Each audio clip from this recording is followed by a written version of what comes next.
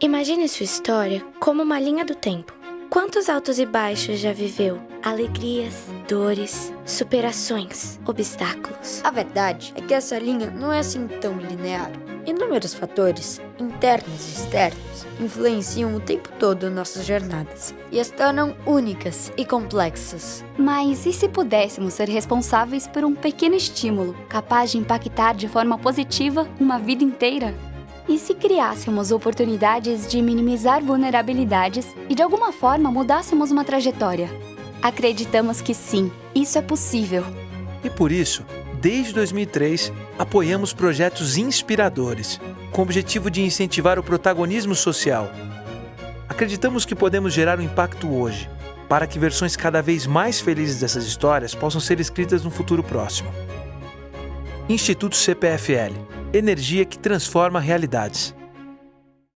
Olá, pessoal! Queremos compartilhar este momento com vocês. 2023, o Café Filosófico CPFL faz 20 anos. São mais de 950 palestras realizadas, mais de 3.000 horas de gravação. Mais de 2.000 episódios na TV Cultura. Uma comunidade digital com quase 1 milhão de pessoas. 1.200 vídeos no YouTube com mais de 42 milhões de visualizações. Nesses 20 anos, construímos mais que números, construímos relações. E conectamos histórias. Tudo isso só foi possível porque você faz parte dessa história. O Café agradece o time técnico. Agradece a todos os nossos amigos, palestrantes e curadores, e agradece em especial a você.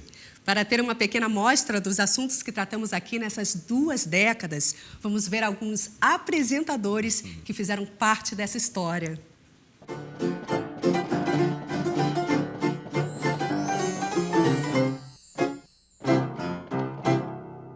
Olá! No Café Filosófico, uma parceria TV Cultura e CPFL Energia. Como se dá a relação amorosa nos casais modernos? Como nasce o desejo? O que as mulheres sempre esconderam dos homens e delas mesmas? Temos mais medo hoje do que tínhamos no passado? Ou o homem sempre foi esse animal atormentado? O tempo inteiro estamos diante de pequenas e grandes decisões. Isto ou aquilo, certo ou errado, bom ou mal. Pode ou não pode? Para que esta chama não se inflame dentro de nós, incendiando tudo ao redor, o que fazer? Quem infringiu a lei da eternidade, que não permite recomeçar a vida? Se o ócio é realmente o começo de todos os vícios, então ao menos ele está bem próximo de todas as virtudes. Aprendi que minha força é justamente conhecer todas as fraquezas que sempre apontaram em minha pessoa. De que forma a configuração do trabalho contribui para modificar a composição social brasileira e faz surgir uma nova classe média? Hoje vamos nos perguntar, existe uma droga do bem? A arte é um meio de sentir o devir do objeto. Aquilo que já se tornou, não interessa a arte. E a busca de cada um é uma. Para que serve a ficção? Para explicar e interpretar a realidade humana através da fantasia?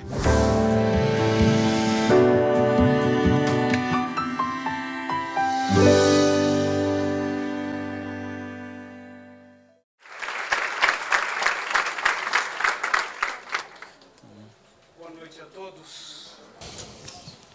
Eu gostaria, em primeiro lugar, de agradecer, para retribuir a amizade, não só isso, porque é de verdade, ao amigo professor Leandro Carnal, ter me convidado para esse espaço privilegiado, onde nos é dada a oportunidade de poder pensar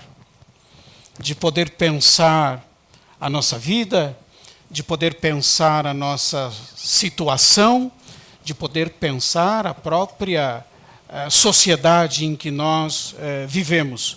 E não só isso, de nós podermos também pensar a saída para nós. Uma vez que o tema de hoje é da ira, é possível ou é preciso nós nos perguntarmos se é possível superar a ira, ou então se tem algum anjo que nunca ficou irado. Agradeço a CPFL, juntamente com a TV Cultura, a grata o honroso convite que me fizeram de poder estar aqui nesta noite de sexta-feira para podermos falar de um tema tão delicado, mas tão importante e que está na raiz de tantos males da nossa sociedade, como é a questão da ira propriamente dita. Então, muito obrigado. Obrigado a vocês também de disporem do seu tempo para que nós possamos juntos pensar aquilo que é, como eu dizia, a nossa própria vida e a nossa existência como seres humanos.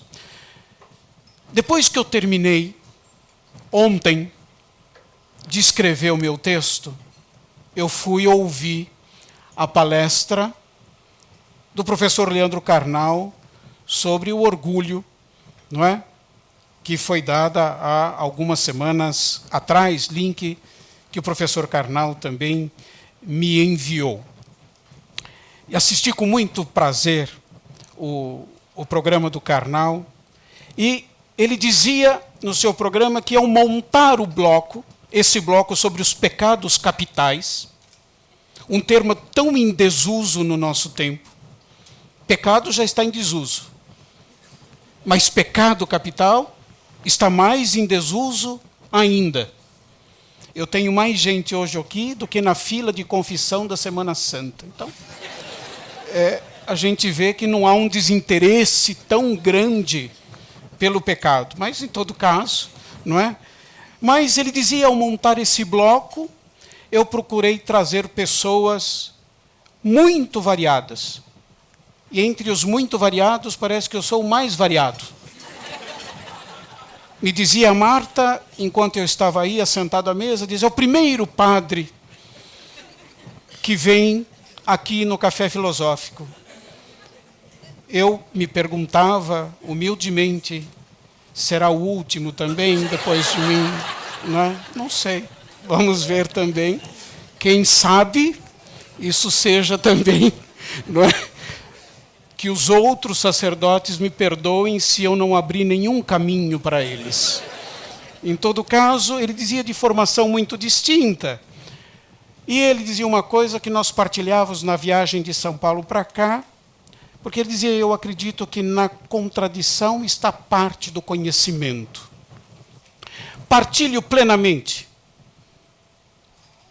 da exposição, da ideia e da convicção do Leandro Carnal, e ainda acrescentaria o que nós conversávamos, que eu acredito que é na transversalidade que nós podemos chegar perto do conhecimento que nos possa verdadeiramente ajudar na nossa existência e como seres humanos, no diálogo entre as diversas disciplinas, não é? Como é a filosofia, a história, a teologia, a exegese.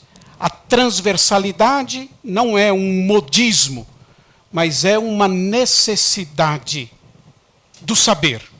Uma necessidade, eu diria hoje, que se impõe para além dos limites de cada uma das disciplinas que compõem o nosso saber.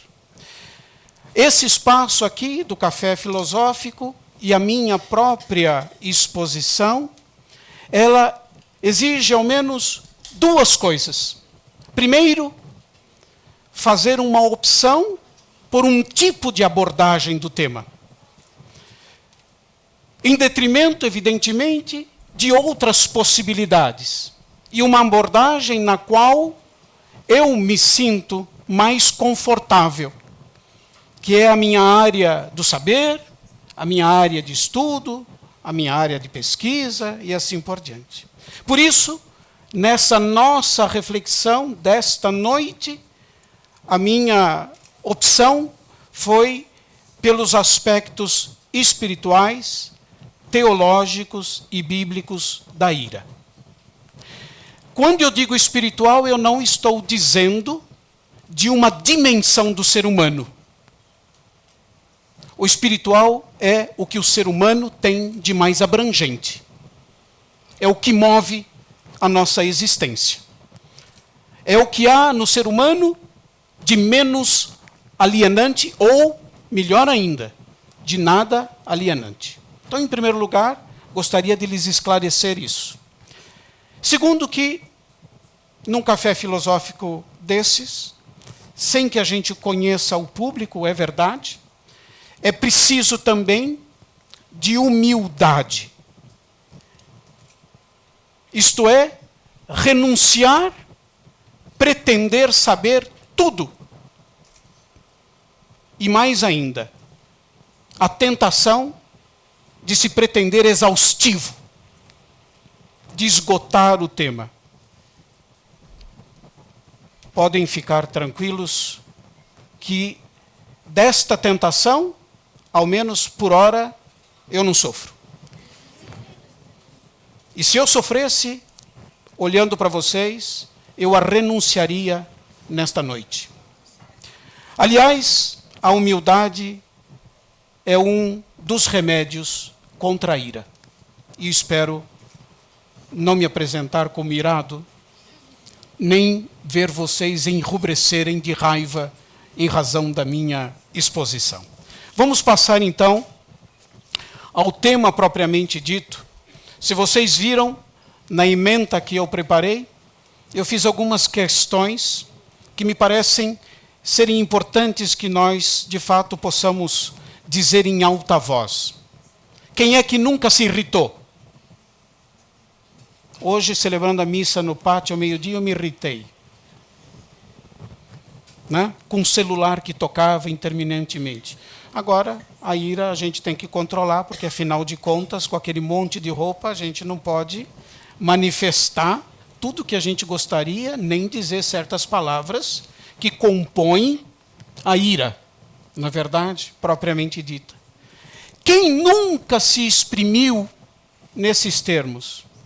Ai, que raiva! Que raiva que me dá! Que raiva que eu tenho de fulano, de ciclano, dessa ou daquela situação. Ou então, ai, que ódio! Se eu pudesse, eu enforcaria.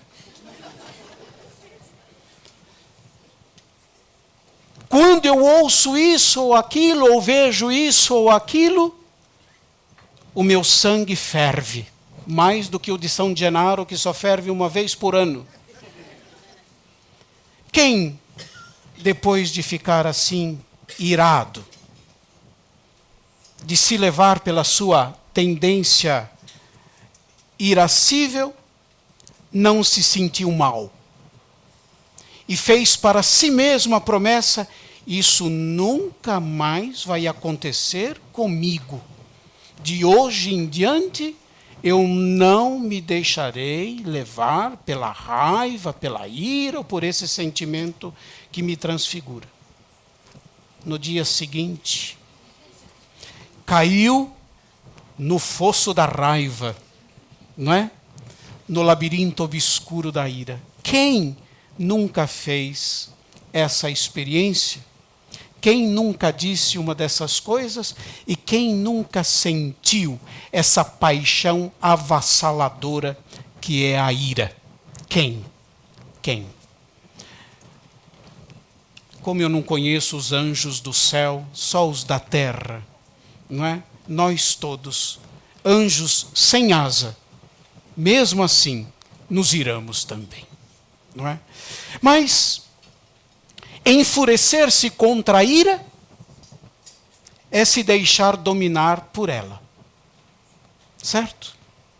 Enfurecer-se contra ela é se deixar dominar contra ela.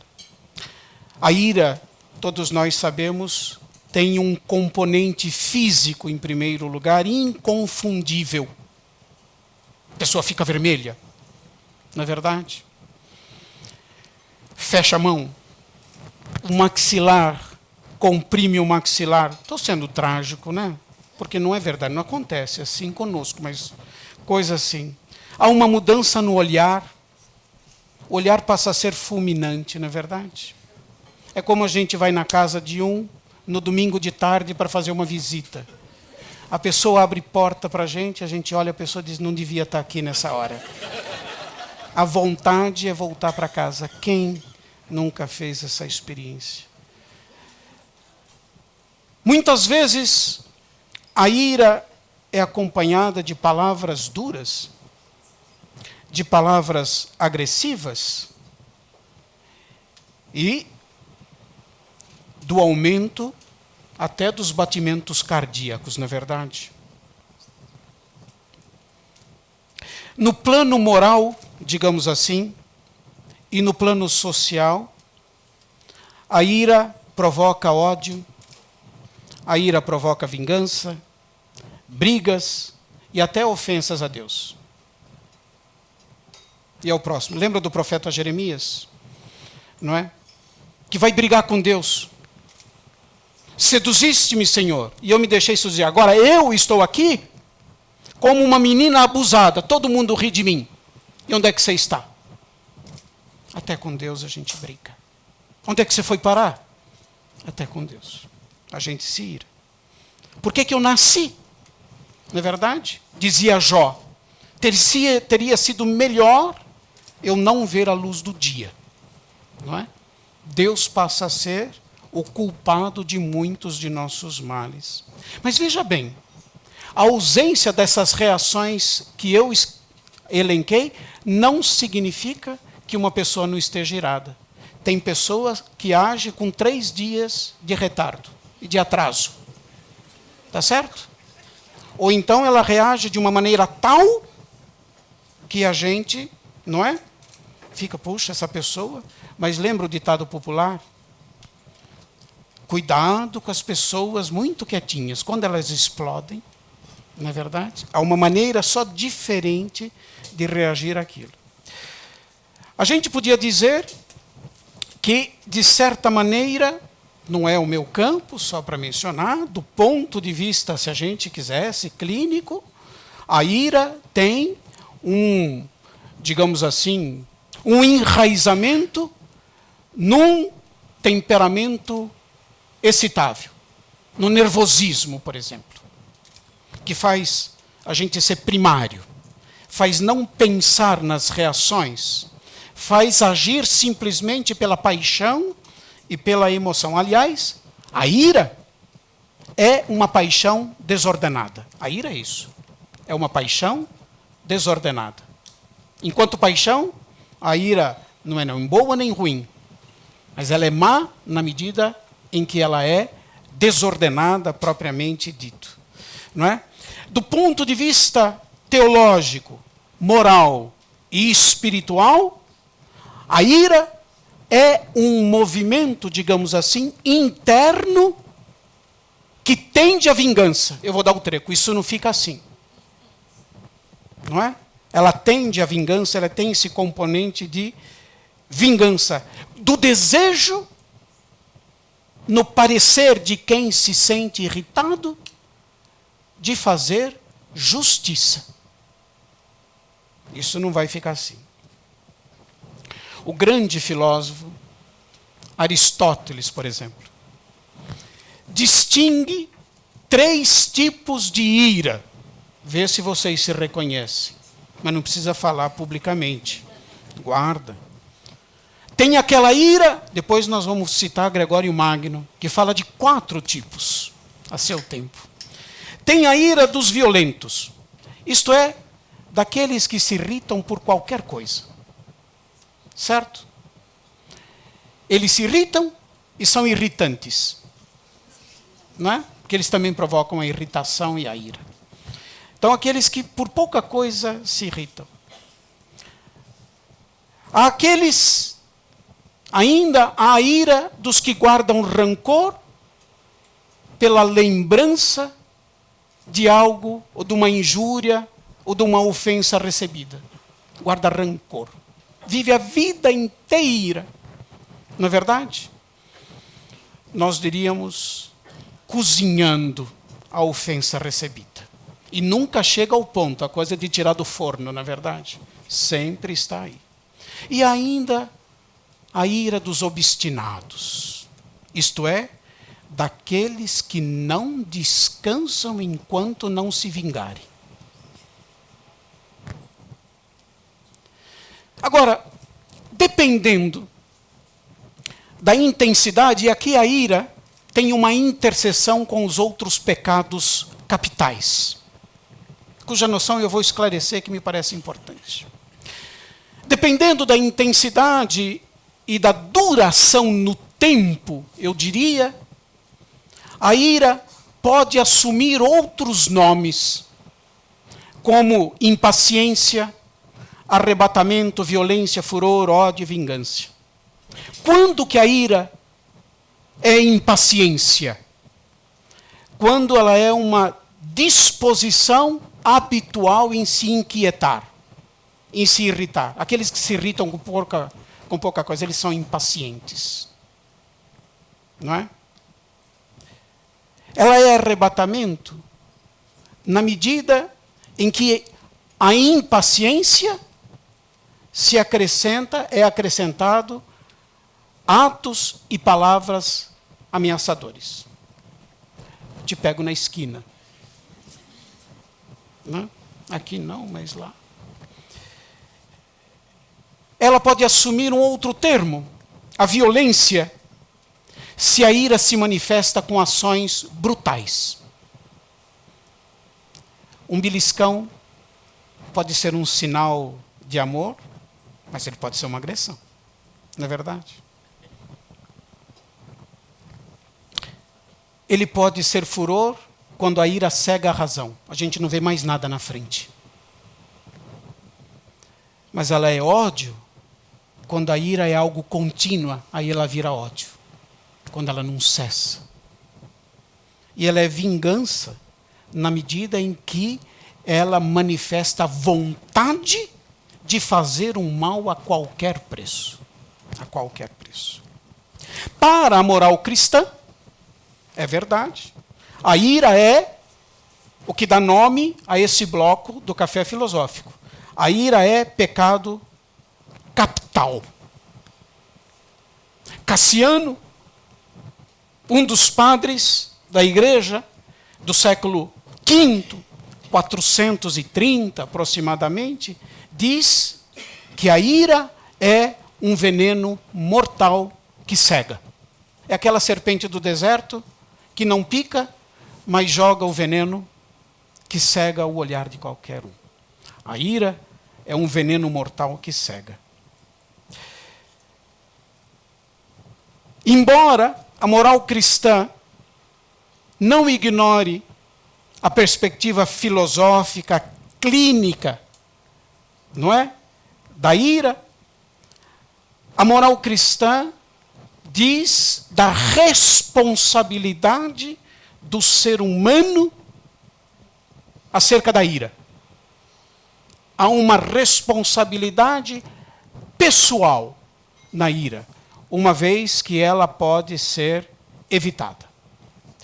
Ora, me pareceu agora, se vocês estão seguindo minha reflexão, só uma breve introdução, tratar de um problema que é o do pecado da origem.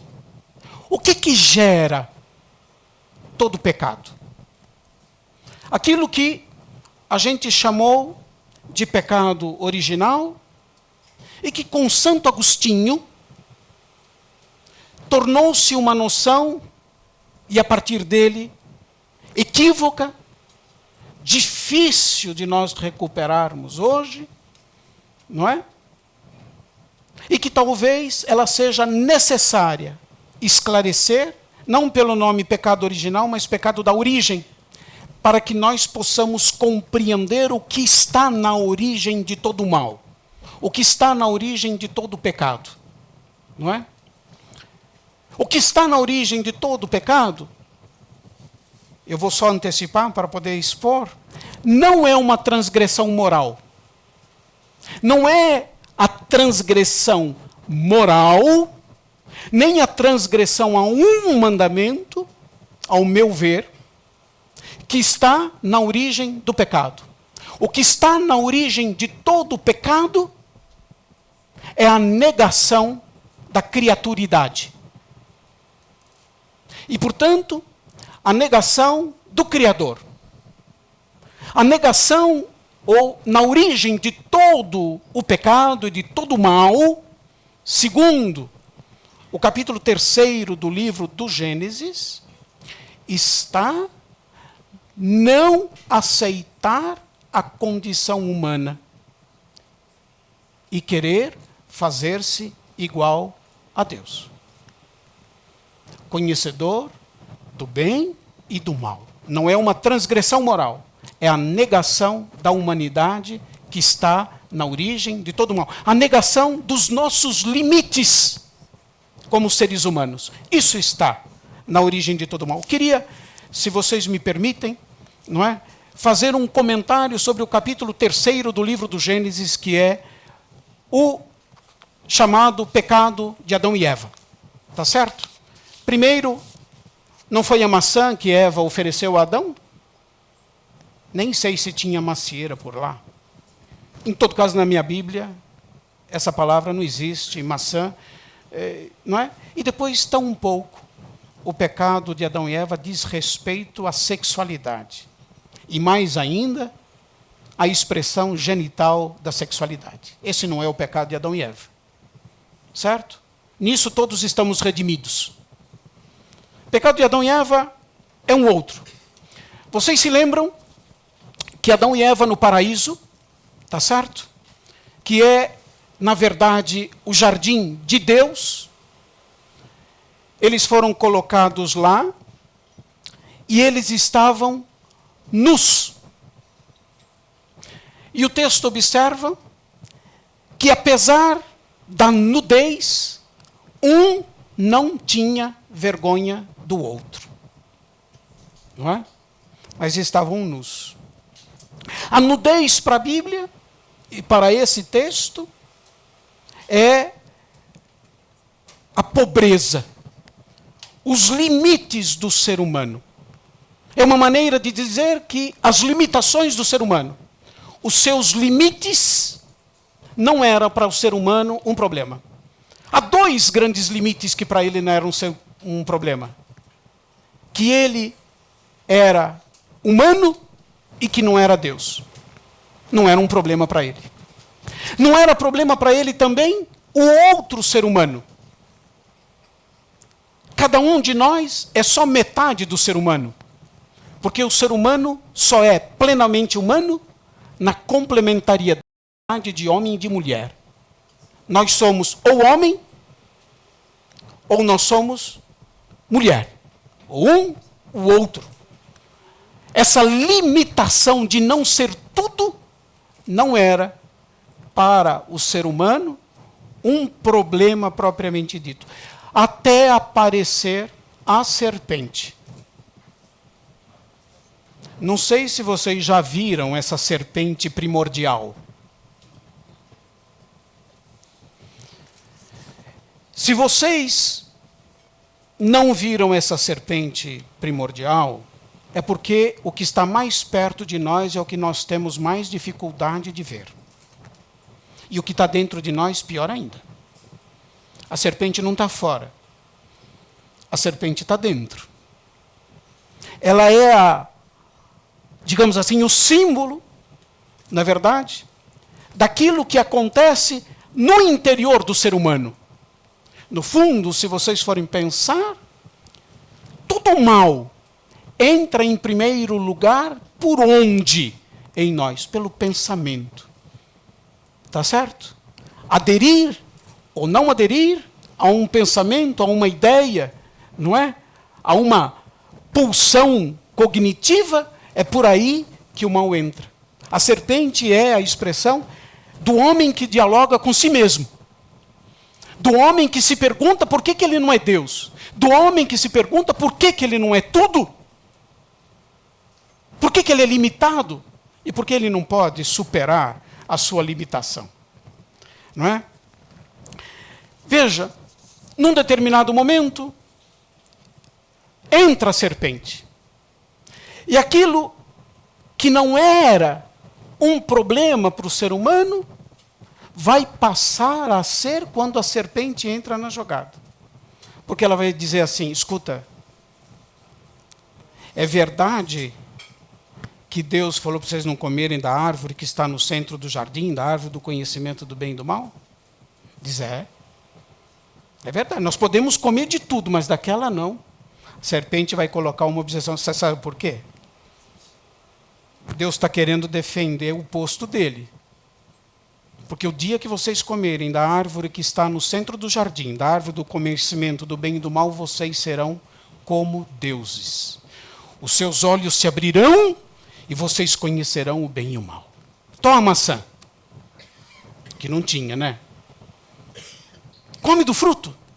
Quer dizer, a história do primeiro mal, a história do capítulo 3 é a história de uma sedução. Para nos pegar, o mal tem que nos seduzir. Tem que fazer parecer bem o que é mal e mal o que é bem. Certo? Ela tem que nos seduzir. Essa é a questão. A história primeira desse mal é a história de uma sedução. A mulher toma do fruto. E viu que ela era vistosa aos olhos. Olha a sedução. Vistosa aos olhos. Quase que uma dança da sedução. Vistosa aos olhos. Bom de paladar. Ela não só comeu, mas ofereceu para o homem que também aceitou. Não é verdade? Agora, de fato, os olhos dele se abriram, como a serpente havia prometido, mas o resultado não foi o prometido. Porque eles se experimentaram ainda mais limitados.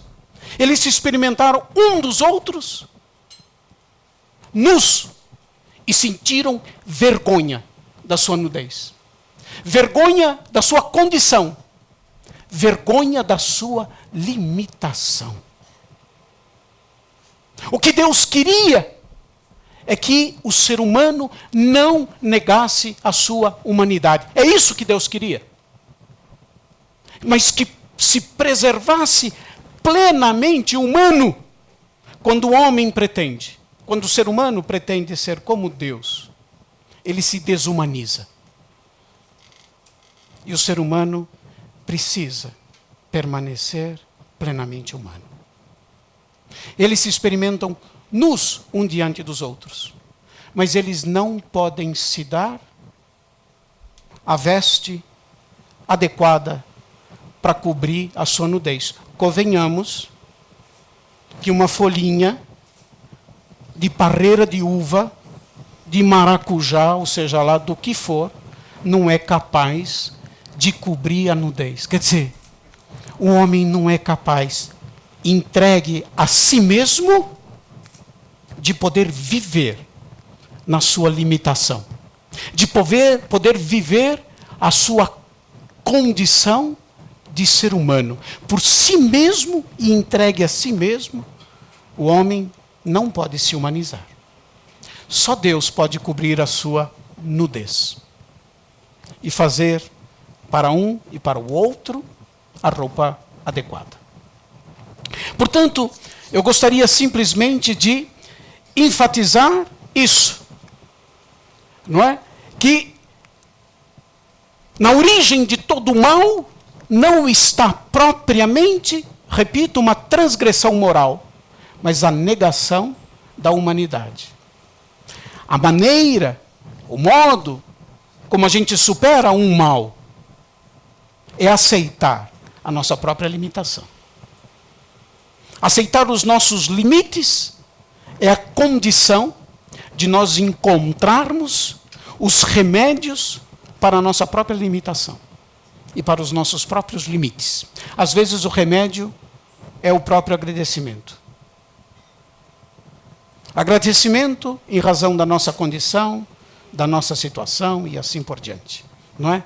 A aceitação disso. Outras vezes é encontrar os meios adequados para podermos resolver o problema daquelas limitações que nos impedem de viver, para usar uma palavra comum, que nos impedem de viver fraternalmente no mundo que é o nosso. Para podermos realmente convivermos com os outros. Ora, o ser humano que comete o mal, ele se esconde de Deus. Deus, na brisa da tarde, passeia pelo jardim. Deus tem o bom hábito que nós perdemos. Primeiro porque quase não há brisa da tarde onde a gente vive. Não é? Passeia pelo jardim e procura pelo ser humano que se esconde de Deus. Que se esconde de Deus e atribui ao outro uma falta que é sua. O que você fez? Né? A serpente ofereceu o fruto e a mulher me ofereceu e eu aceitei, como se eu não tivesse. Né?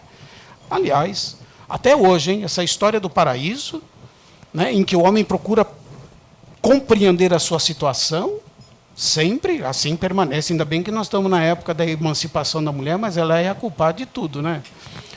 Se o arroz queima ou se ele fica bom, aí, não é?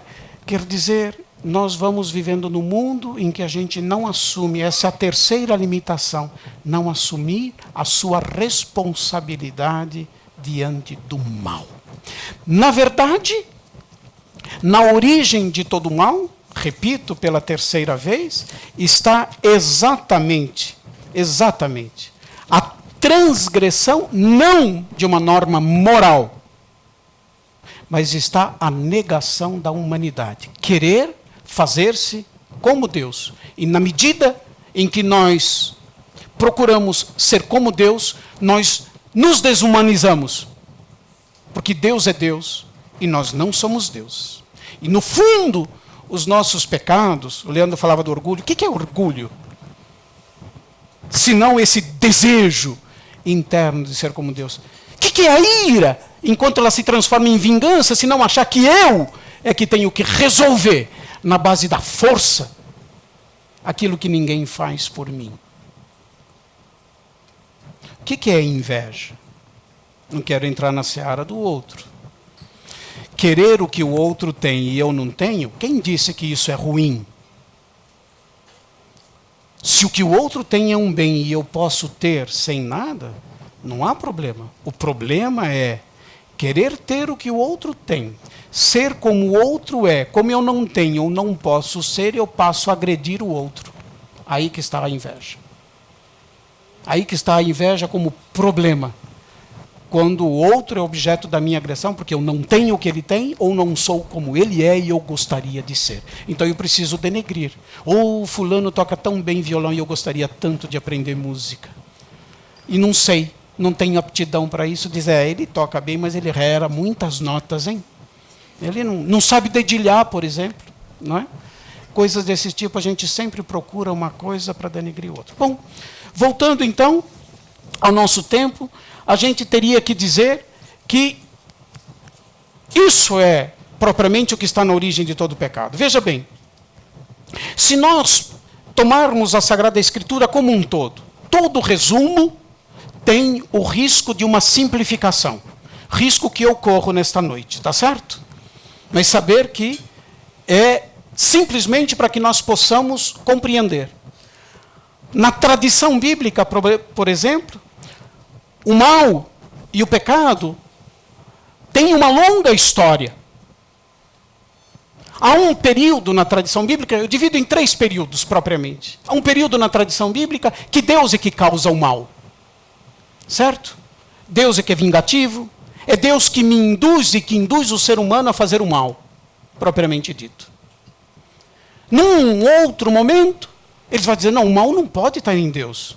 Se Deus criou tudo, se Deus nos criou, se Deus fez tudo bom, como Ele podia querer o mal e me induzir o mal? Aí eles vão ter que encontrar uma solução. Se Deus não é o autor do mal, se isso nos cria desconforto pensando que é Deus quem me leva a agir, precisa ter uma saída para isso. Eles encontraram no livro de Jó um personagem chamado Satã.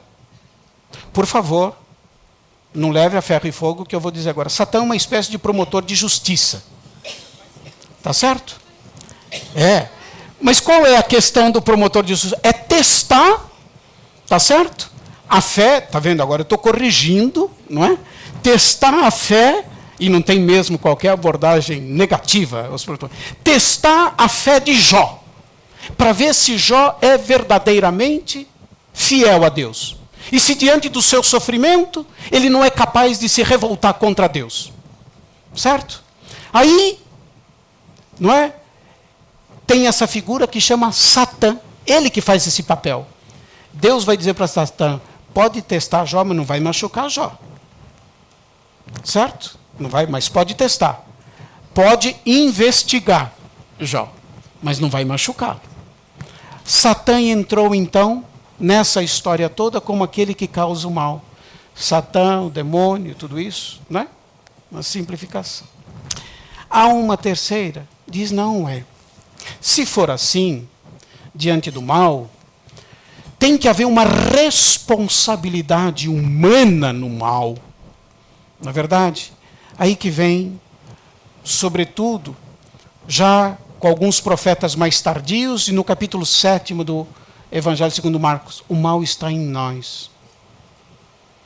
Não é o que entra no homem, que torna o homem impuro, mas é o que sai do coração do ser humano. É no coração do ser humano que está todo tipo de maldade. A pureza consistirá, então, em não permitir que o mal que existe em nós se exteriorize. O problema é que até os nossos dias nós ficamos com a ideia do demônio, não é verdade? Tal qual nós compreendemos, aquele ser, aquele ente. O demônio não é um ente, vou jogar com as palavras, é um entre. Mas não é um ente, mas é um entre. Aquele ser vestido de vermelho, com um garfinho. A gente pode ter a sorte de ter 2 pontas ou 3.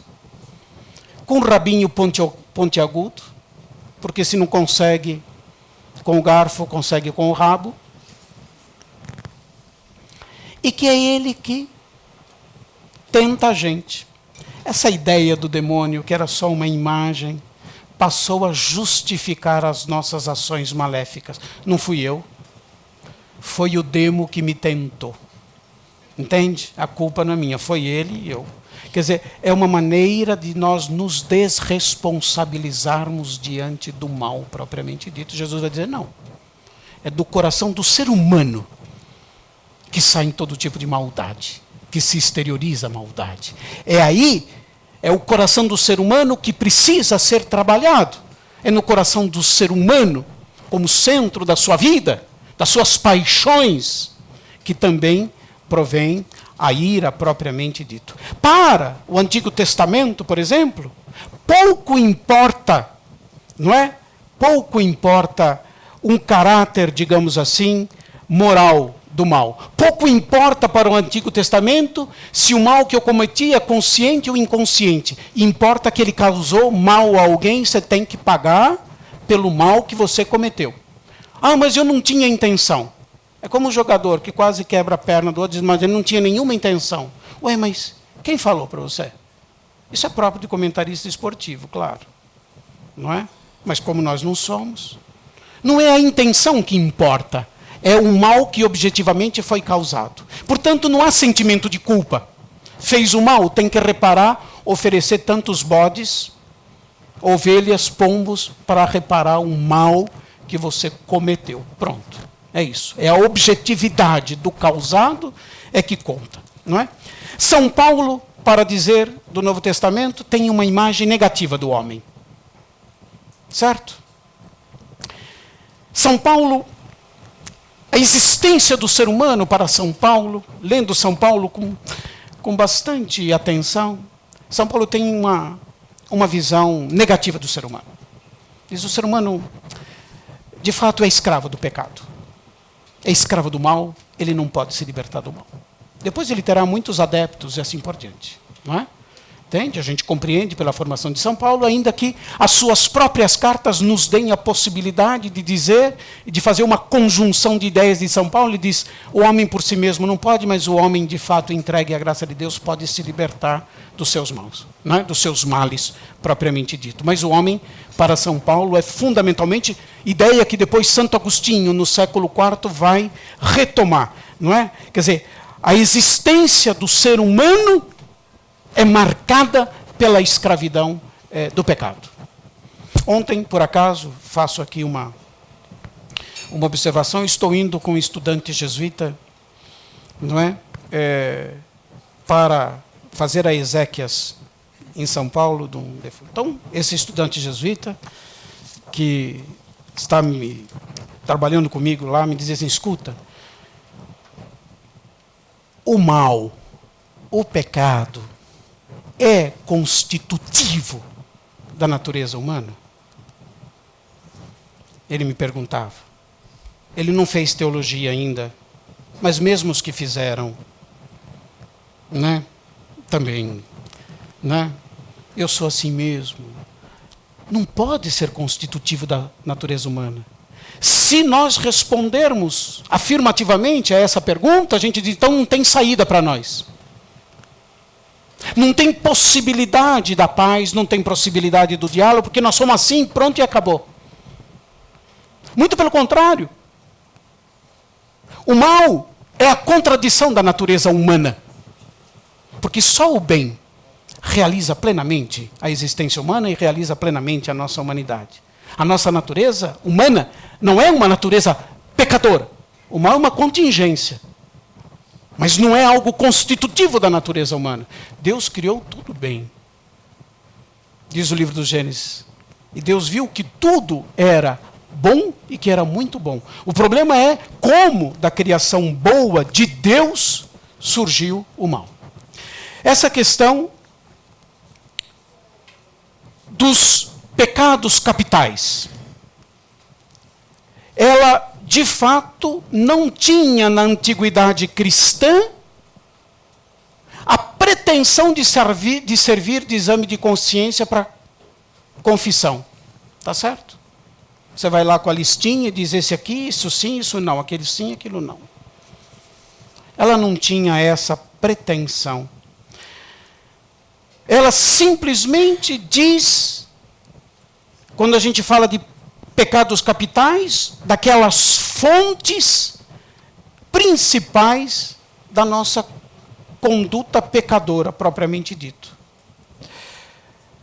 Cassiano, por exemplo, que eu citei, que era um monge, ele fala de 8 vícios.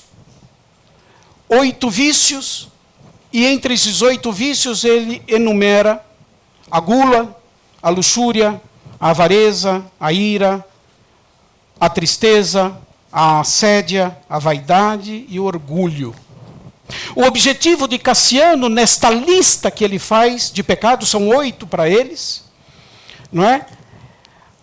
Ao contrário daquilo que aconteceu no Ocidente, que foi transformando essa lista como um objeto para nosso exame de consciência, o objetivo era, de fato, oferecer os meios para combater espiritualmente os males da existência humana. Para a tradição da igreja, o mal a que às vezes nós somos cometidos não é um problema como nós conhecemos hoje em dia, e nós podemos dizer um problema psicológico para eles. É um problema espiritual para os padres da igreja, e como tal, eles são realmente tratados pelos padres da igreja. Vou tratar rapidamente, porque eu vejo que o tempo, eu não enxergo o relógio, mas vai acabando, mas da ira, e se tem remédio para a ira? Eu trouxe um receituário. Tá certo? Só não vou assinar porque eu não tenho CRM. Deixo para algum médico. Mas, veja, eu já dizia antes que a fenomenologia... Vou contar uma história antes de dizer isso. Um dia, eu acabo de celebrar uma missa em Belo Horizonte. Eu tinha 2 missas no sábado. Você sabe como é que é a sacristia de igreja, né? Todo mundo fala de tudo para o padre na sacristia de igreja. Até receita de bolo. Fala. Entende? Receita de bolo, e da vida dos outros você nem imagina. Mas digo, e aí a gente fica aí preso. Eu tinha uma missa, meia hora para chegar na outra, e de fato alguém me pegou com um assunto importante e eu atrasei. A hora que eu peguei o carro, eu saí numa disparada, porque o povo da outra igreja, que não era perto, estava me esperando. E eu, de fato, dei uma fechada num carro, com 2 senhores, o senhor, a sua senhora e 3 crianças atrás. E na minha frente, assim que eu dei a fechada, sem querer, sem pôr em risco a vida deles, eu acredito que eu não pus. Né? Não era nada grave, embora... Aí tinha um semáforo, ele parou do meu lado e começou a me xingar. Vocês sabem como é que xinga, né? No trânsito, como é que a gente xinga. Então, xinga e tal. Eu abri o vidro e falou... Eu também tinha essa vontade de xingar, mas não podia, né? Entende? Porque eu nem tinha tirado, né? Estava ali. Eu falei, mas o senhor tem razão, mas eu não pus... Não, mas porque o senhor... Minha Nossa Senhora, a hora que abriu o sinal, falei, esse homem vai me matar. Eu saí numa disparada, cheguei na igreja, me paramentei. Não é verdade? Entrei na procissão de entrada, cheguei no altar, beijei. A hora que eu olho assim, quem está na primeira fila? A família.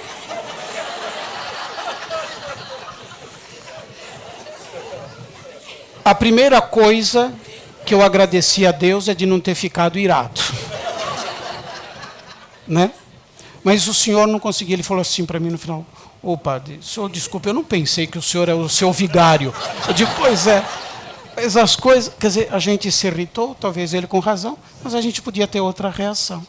Outro dia no trânsito de São Paulo, eu não sei porquê, um senhor também, 2 senhores no carro começaram a gritar. Eu não acho que eu não sou desatento, tá certo que eu penso, mas eu não sou desatento normalmente. Virou para mim e falou assim, por que o senhor não volta para o seu país? Digo, mas eu já estou nele. Né? Entende? Então, a gente, com facilidade, a gente vai se irritando. Talvez por causa da barba, eles pensavam que eu fosse de algum país aí. Na verdade, no Oriente Médio, né? Por aí. Mas veja bem, nós já, da ira, além da fenomenologia, que eu já disse, não é, com a qual a gente se manifesta, eu gostaria simplesmente de enfatizar que a ira, ao contrário do ódio, a ira, ela é sempre concreta e individual.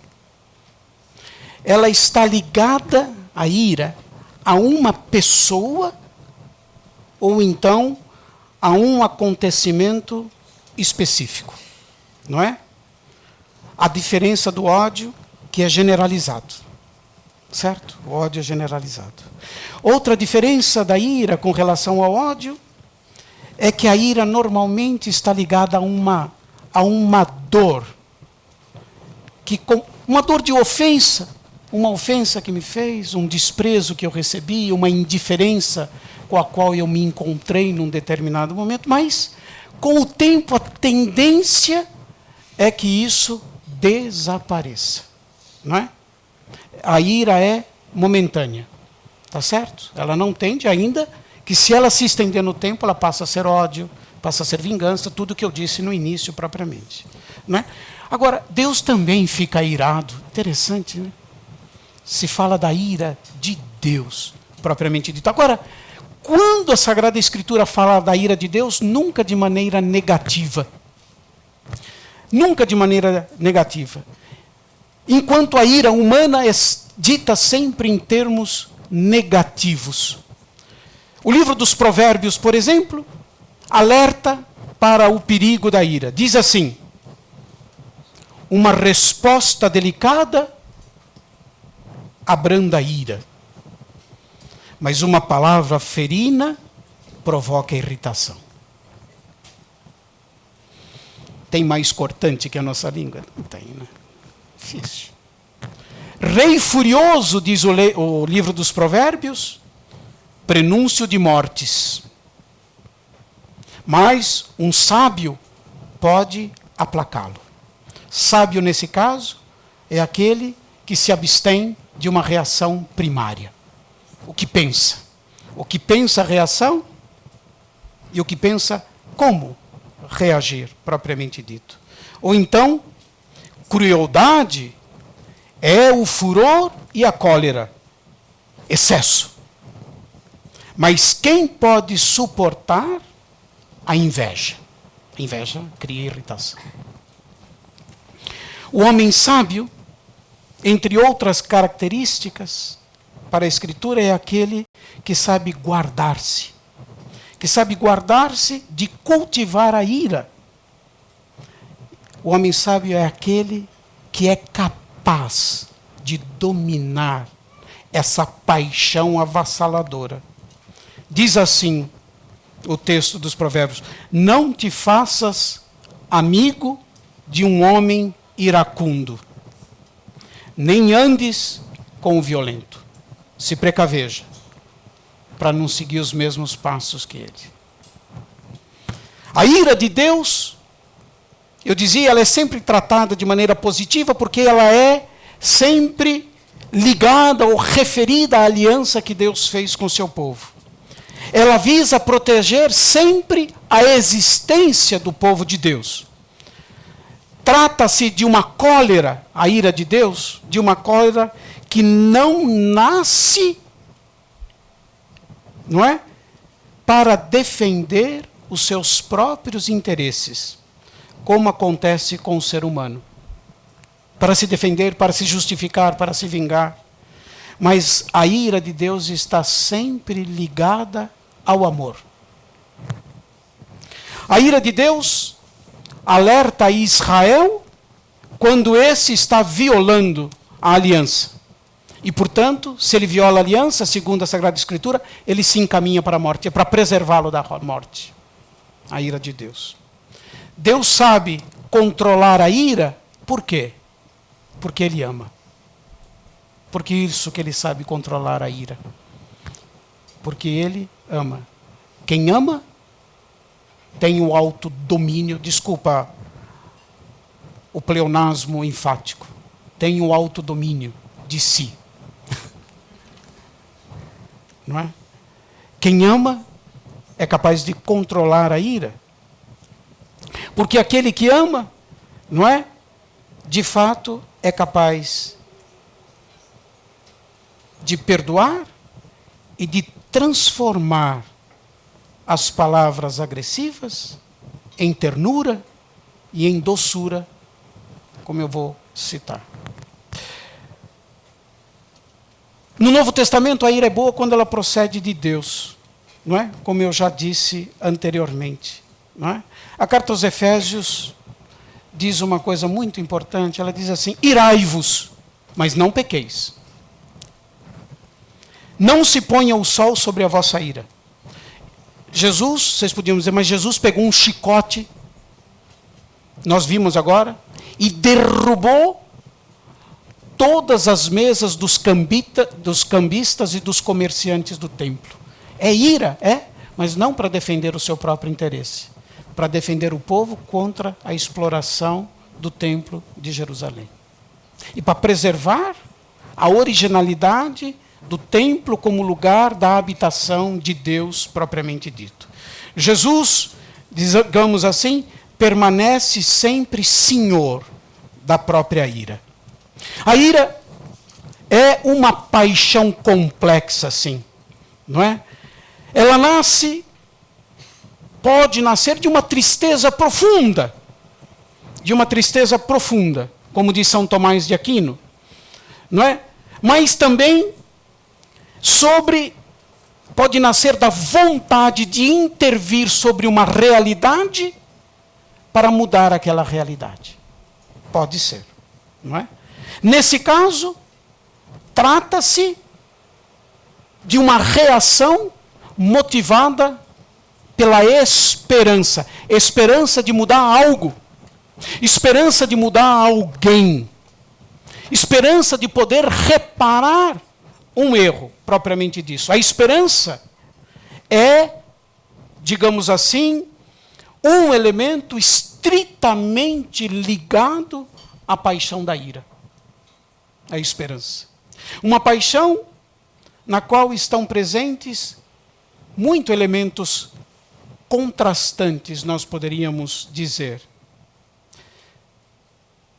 Pelo fato da ira ser causada por paixões contrastantes, por sentimentos contraditórios, não é? Isto é, pela esperança. Por um lado a irritação, por outro lado a esperança, que tem por objeto, a esperança tem por objeto o bem. Mudar para melhor, mudar para bem uma situação.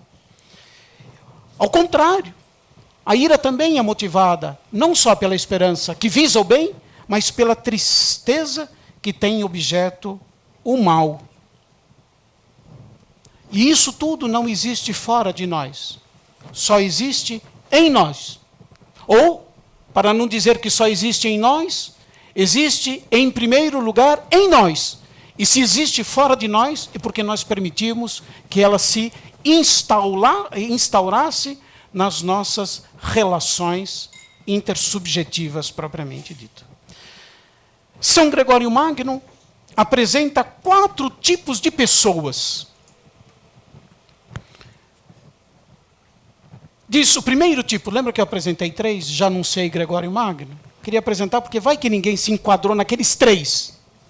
Então eu vou oferecer mais uma, com uma outra linguagem, uma linguagem gregoriana. Diz, há aqueles que são semelhantes aos cães, quando pegam fogo, certo? Já viu um cão, né? A gente vê nas ruas aí uns cães. Eles fazem muito barulho enquanto estão queimando, entende? Se inflamam rapidamente, mas logo se reduzem às cinzas e esfriam rapidamente. Aqueles que são assim. Outros, imagina uma fogueira que a gente põe um tronco duro, não é? E pesado. Demora para pegar fogo. Demora para pegar fogo. Mas quando pega, difícil apagar esse fogo. Aquilo fica lá, ó, dias queimando. Tardam em acender-se, tardam em inflamar-se, mas conservam mais longamente o fogo do seu furor. Há um terceiro grupo ainda, e esses são os piores. Não é o caso nesta sala tão seleta. Pegam fogo logo e demoram a se apagar. Certo? Pegam fogo logo e demoram a se apagar. Parece brasa que a gente põe no incenso, né? Ou carvãozinho que não apaga aquele, né? E há um quarto grupo ainda. Aqueles que dificilmente se inflamam. E se inflamam, se apagam rapidamente. Quer dizer, não há como se inflamar. Vocês viram que esse é o denominador comum? Não é? O denominador comum. Veja, nessa grande variedade de situações e categorias, torna-se impossível dar um receituário comum. Precisa a gente tratar cada caso. Mas eu queria fazer uma receita comum, dessa genérica. Não no sentido farmacêutico do termo. Nessa aqui, a gente fazendo, mal não vai fazer. Não é verdade? Não é? Mas gostaria de enfatizar isso, que em si mesmo a ira não é negativa. Em si mesma, a ira não é uma paixão negativa. Se os meios por ela empregados são bons, ela pode se tornar um alimento precioso para fazer o bem. É aquilo que permite a gente cada dia levantar e enfrentar o dia, apesar de tudo. É aquilo que permite a gente vencer todas as dificuldades para poder estar aqui nesta noite. Não é? É aquilo que permite a gente se engajar, não é? Para fazer com que o mundo seja um lugar da habitação fraterna de todos os seres humanos e assim por diante. E é curioso, de uma frase atribuída a São João Crisóstomo, que diz assim: sem a ira, o ensinamento não progride. Sem essa paixão, o ensinamento não progride. A justiça não se pronuncia. Sem a ira, os delitos não são repreendidos. Quem não se irrita quando tem motivo para fazê-lo, peca.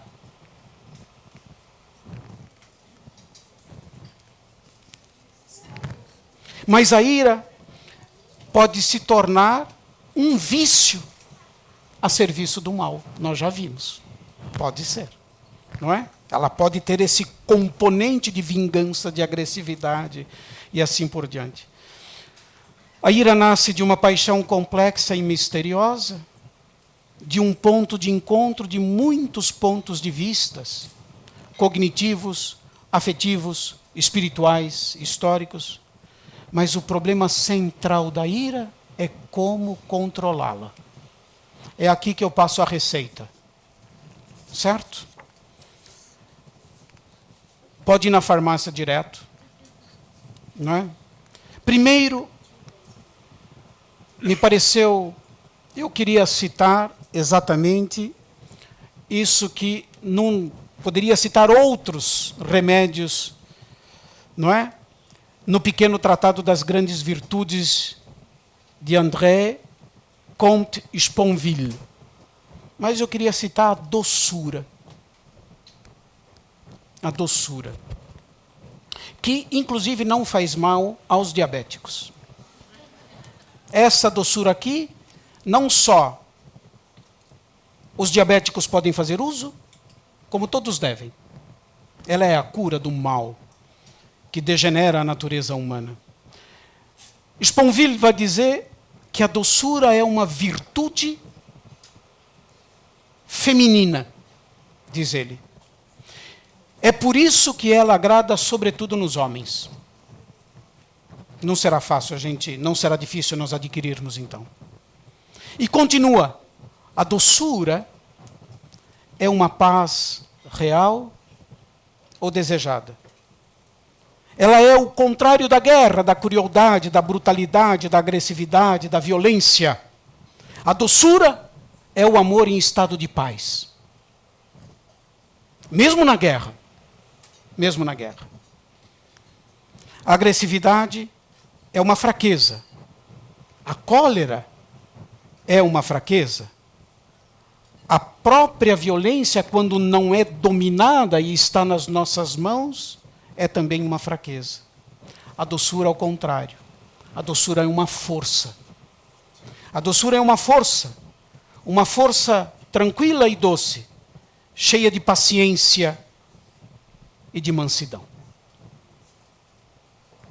Esse é o primeiro remédio contra a ira. Segundo, cultivar certos canais de sublimação. Sobretudo quem tem um espírito assim irascível, que se irrita por pouco. O esporte, a música, a atividade física, dormir mais. Eu só durmo 4 horas por noite. Mas digo talvez eu esteja entre aqueles que a reação é bastante retardada, muitas vezes. E retardado aqui não tem nada a ver com o meu estado psicológico, mas o canto é muito importante. Nem que for no banheiro, na ducha, quando ninguém está ouvindo, porque o canto pode irritar alguém. Mas o canto, cantar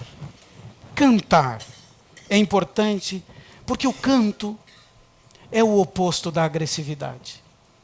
É o oposto da agressividade. Quem canta não pode conservar a raiva, de jeito nenhum, quem canta. Porque o canto suscita emoções opostas à raiva. O canto suscita a comoção. O canto suscita a ternura. O canto suscita a emoção. É ele que muitas vezes nos faz vir às lágrimas. A medicina também tem uma orientação para isso. Uma pessoa que se irrita com facilidade precisa ter um sedativo. Não é? Não estou recomendando um ansiolítico. Não é? Alguma coisa que faça ela ficar mais tranquila. Uma dieta com digestão fácil. Uma dieta, não é? Com a digestão difícil, a gente já não tem um temperamento fácil, se aquilo fica. Se a feijoada não digere logo nas quartas-feiras, isso é um problema para nós e para os outros. Não é? Então, exercícios físicos, tudo isso ajuda. Agora, para aqueles que têm uma coisa assim, que parece mais com a preguiça, né? Então, vamos fazer tal coisa? Então, vou pensar. Amanhã eu te dou a resposta. Mas é hoje. Mas hoje eu não posso te dar a resposta. Só amanhã. Para esses que têm esse temperamento assim, quase doce. É que eu não quero usar a palavra que eu devia, então eu não encontro outra, eu estou usando doce, tá bom? É aquela pessoa que é fraca de nervo, sabe? Você não consegue irritar a pessoa. Essas, ao contrário, a gente tem que dar um tonificante para ela, não é? E com uma alimentação assim, substanciosa. Do ponto de vista da moral, tem muita gente aqui, tem uma família que tem os filhos. O bom exemplo dos pais é fundamental. Não dá videogame de violência para as crianças. Na verdade, não deixar ver esses filmes que é metralhadora para cá, metralhadora para lá, nós mesmos, né? Entende? De vez em quando a gente diz, eu quero ver um filme nessa noite que saia bastante sangue. Não é verdade? Porque assim, como eu não posso pegar o outro pelo pescoço, se eu ver, já me satisfaço. Então, evitar essas coisas. Evitar tudo isso que possa provocar em nós. Depois outra. Aprenda a não reagir. Aprenda a não reagir primariamente. Pensa. Pensa. Até 10 é pouco. Pensa. Você não tem que dar nenhuma resposta na hora, você não tem essa obrigação. Tenha juízo. Tenha juízo quer dizer, pense bem. É isso. Então, essas coisas ajudam. Como meu tempo está terminando, é só passagem para os outros 3 remédios. Exame de consciência é importante. Quer dizer, exame de consciência, como sugere, por exemplo, Santo Inácio de Loyola, fundador dos jesuítas, que convida cada um a rever o dia, as circunstâncias dos dias, do dia, os pensamentos que estiveram presentes nos dias, os sentimentos, as ações, o modo que seria melhor agir naquela situação que eu já enfiei os pés pelas mãos mesmo, mas se ela acontecer de novo, como é que eu tenho que reagir? Quer dizer, um exame de consciência, o agradecimento. O agradecimento. Agradecimento, mesmo pelos males. O padre Geraldo dos Jesuítas me diz uma coisa num artigo que, de fato, num primeiro momento me chocou, mas eu digo, o padre Geraldo tem razão. Não só porque ele é o padre Geraldo, porque a gente pode... ele dizia assim, eu estou acostumado a passar pelo mundo inteiro visitando as comunidades e sempre ouço as pessoas agradecerem pelo êxito. Mas eu nunca vi ninguém agradecer pelo fracasso. Talvez nós lidemos mal com o fracasso. E a gente precisa aprender deles e aprender a agradecer o fracasso, aquilo que não foi bem, aquilo que não deu o fruto que nós precisávamos ou pensávamos ter. Outra coisa que ajuda a aplacar a ira, o perdão. O perdão. Saber perdoar. Aceitar ser perdoado. Mas não só isso. Tomar a iniciativa de perdoar. Isso não é fraqueza, é virtude, é força. Porque vem de Deus. Assim Deus nos perdoa também. E depois, digamos assim, como o espírito, diz Cassiano, da cólera obscurece o espírito, é preciso, então, não reagir, como eu já disse antes, imediatamente àquilo que nos é proposto de fora. Não se deixar levar por aquilo que o padre Oscar Miller, um jesuíta suíço que vivia no sul, dizia, não se deixar levar pelo sentir ferida, pelo sentir ferido. Não. Precisa compreender bem o que a gente sente. Sem compreender adequadamente o que a gente sente, ao invés de dominar a ira, nós somos dominados por ela. Obrigado por ter escutado. Acho que é isso que eu poderia, no espaço que nos cabe, lhes dizer pela paciência de me ter escutado. Muito obrigado.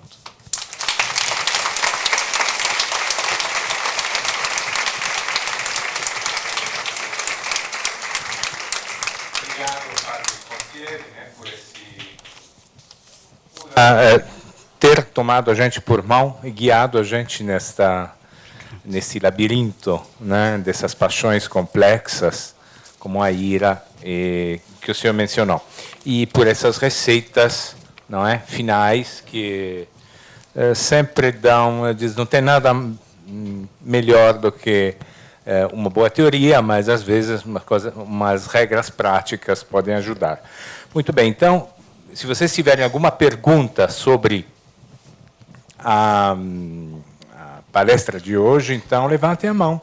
Serão atendidos, aguardem só alguns segundos que a câmera chegue até vocês, porque nós estamos gravando tudo. Então participem, mas vamos dar início com a primeira pergunta do Leandro Carnal, que é o nosso curador. Ele já tem uma pergunta pronta para nós. Obrigado. Fiquei pensando horas. Na viagem ele ficou pensando. Exatamente. Na verdade, comecei ontem a pensar. Eu pensei em perguntar uma coisa, mas sua fala me conduziu em outro caminho. Fazer uma pergunta que vai ajudar na minha condenação. Mas que também já não faz diferença alguma, porque já há tanta coisa para isso, que o que é mais um crime para quem já cometeu tantos. Todo o seu receituário maravilhoso de esvaziamento dos iracundos, dos irados, prescrevendo atividades físicas para evitar a cólera, prescrevendo perdão, prescrevendo canto. A minha pergunta é aplicando ao seu mestre Jesus. Por que ele não seguiu isso no templo? Porque ele não assistiu sua palestra, naturalmente. Jesus não lhe ouviu. Foi uma pena. A minha pergunta é um pouco de inveja. Por que quando eu fico irado é um problema e quando fica Jesus é uma virtude?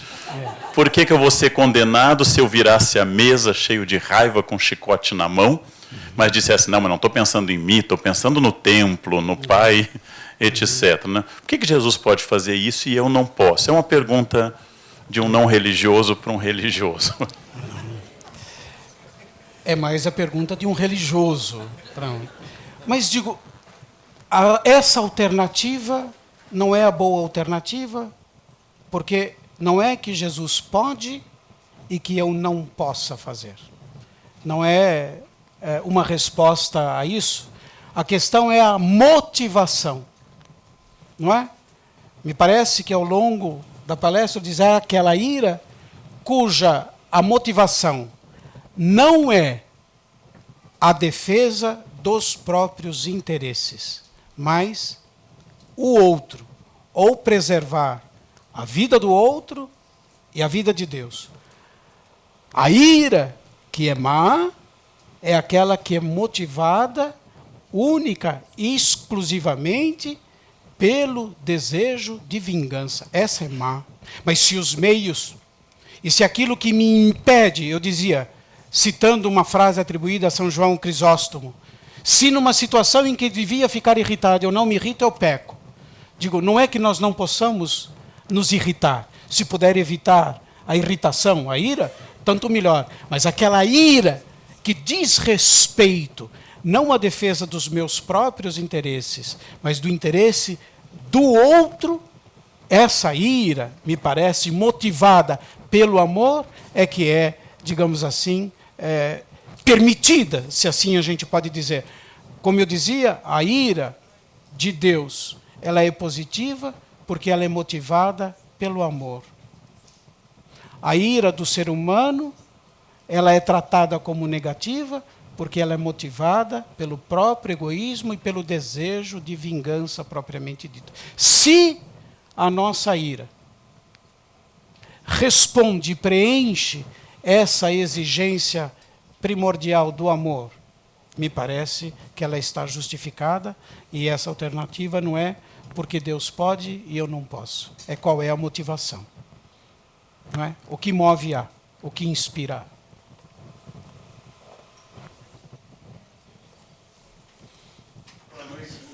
Boa noite. Aproveitando agora a pergunta do professor Carnal, e sabendo que eu não vou estar sozinho na condenação, eu me animei a fazer também uma outra pergunta. Não apenas Jesus se irou mas eu não consigo, e queria ter a sua ajuda, entender, por exemplo, o dilúvio como um ato de amor ou de doçura. Né? Jesus, talvez por ser humano, possa até se irar, mas como é que a gente pode entender e como é que a gente pode se comportar diante da ira de Deus? Quando nós estamos, o senhor citou o dilúvio, então eu vou responder a partir dele, propriamente dito. Para o texto bíblico e para a narração bíblica do dilúvio, o dilúvio não é uma obra de castigo, mas de purificação, de oferta de uma humanidade nova. Dilúvio é isso para o texto bíblico. Agora, todo o texto bíblico está condicionado histórica e culturalmente. Quem escreve o texto bíblico, escreve num tempo, numa cultura e com uma ideia de Deus.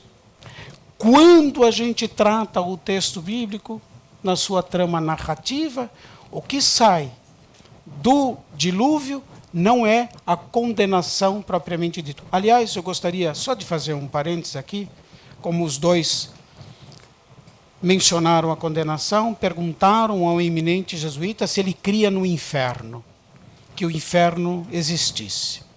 Ele diz, bom, eu creio em Deus. Agora, se o inferno existe, eu acho que ele está vazio. Certo? Então, vocês podem ficar despreocupados, não é? Que também não estou dizendo nada do que tem que fazer. Na verdade, só estou dizendo a misericórdia de Deus é muito maior que qualquer coisa. Mas é isso, quer dizer, a compreensão do texto bíblico. Em primeiro lugar, a gente tem que considerar que um texto bíblico está, não obstante o seu caráter de inspiração, está condicionado histórica e culturalmente.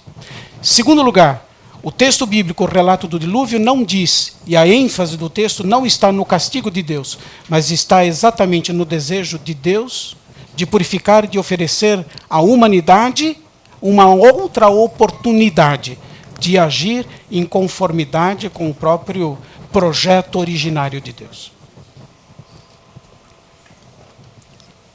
A questão, talvez, que esteja por trás da sua pergunta é se Deus castiga. Certo? Eu só queria dizer que, não obstante Cristo ter assumido a nossa humanidade, nós não conseguimos abandonar a ideia de que Deus nos castiga. É o nosso equívoco. Quando os discípulos, diante daquele cego de nascença, vai perguntar quem pecou, ele e seus pais, para que ele ficasse cego, Jesus vai dizer, nem ele, nem seus pais. Certo? Depois, no episódio mesmo de Zaqueu, o Filho do Homem veio salvar, buscar e salvar o que estava perdido. Não é? Não está em Deus nos castigar. E se nós nos sentimos feridos, é Deus mesmo quem cura as nossas feridas. Mas talvez o grande desafio para nós, talvez isso funcione como uma espécie de defesa, seja nós atribuirmos a Deus os males da nossa existência e colocar dentro da categoria de castigo aquilo que nós padecemos como consequência dos nossos pecados ou das contingências ou fatalidades da nossa existência. Boa noite. Padre, se for possível responder, né, e se estiver dentro do propósito, né, do trabalho,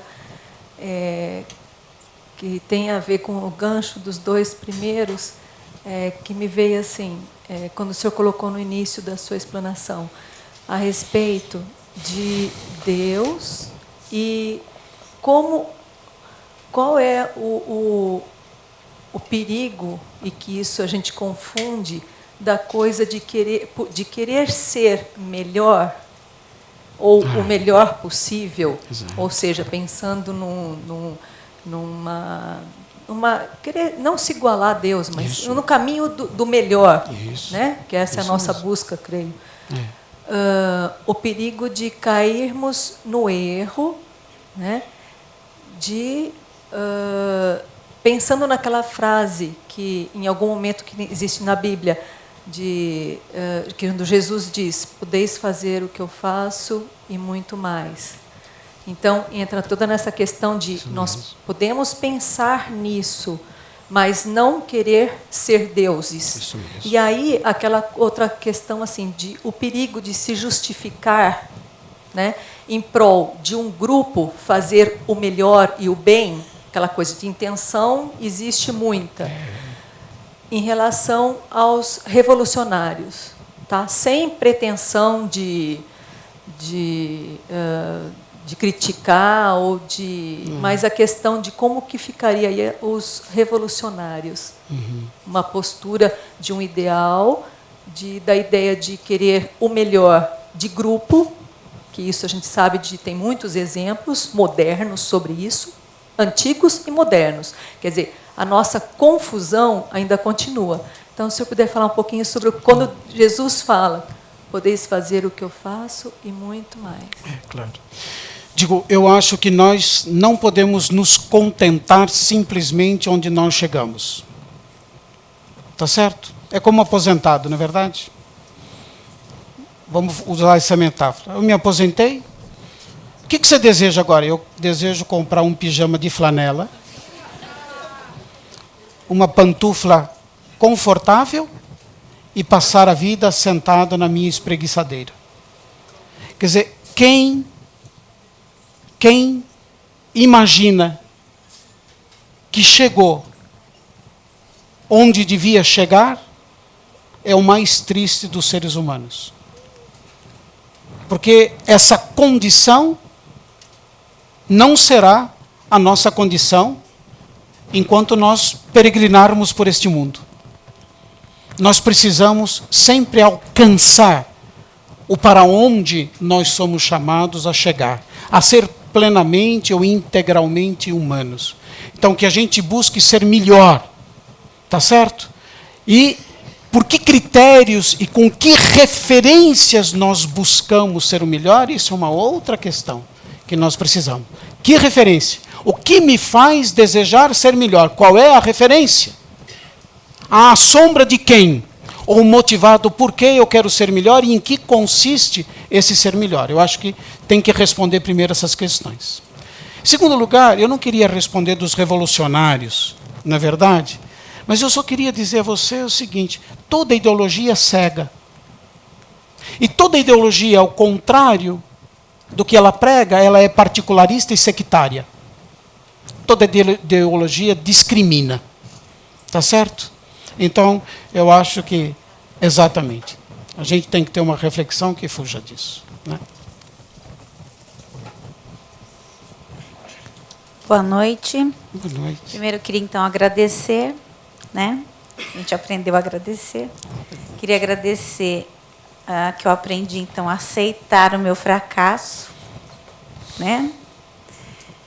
E, assim, aprender que a ira é tão importante. Eu estou lendo um livro chamado Ostra Feliz Não Faz Pérola, do Rubem Alves. Então, acho que tem a ver com isso, né? Então, quem não se irrita também não faz nada melhor, né?